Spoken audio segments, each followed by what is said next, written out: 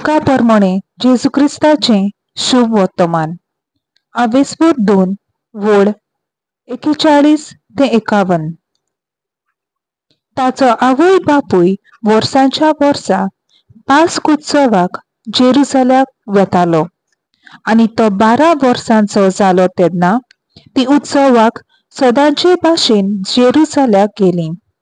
आनी उत्सवाचे दीस सरल्या उपरांत परतून येताली तेन्ना ताच्या आवय बापायक कळो नासतना भुरगो जेजू जेरुसल्यांत फाटीं रावलो.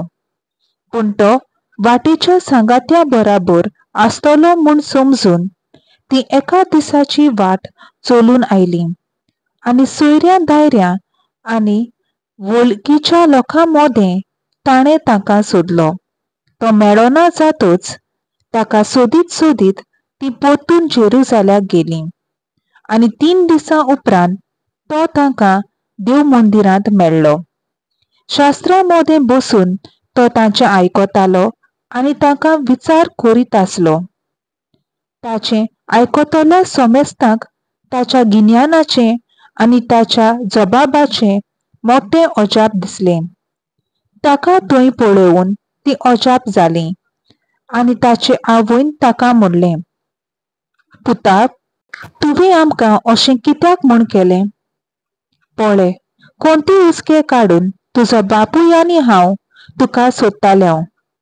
आनी ताणें तांकां म्हणलें, तुमी कित्याक म्हूण म्हाका सोदतल्यात? तर म्हज्या बापायच्या घरांत हांवें आसूंक जाय म्हूण तुमी नकळो आसल्यात.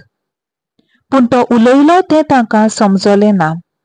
आनी ताचे बराबर तो देंवून गेलो आनी नाजारेताक परतून आयलो. थंय तो तांकां कालतो रावलो. ताची आवय ह्यो सगळ्यो घडण्यो आपल्या काळजांत सांबाळून दवरताली.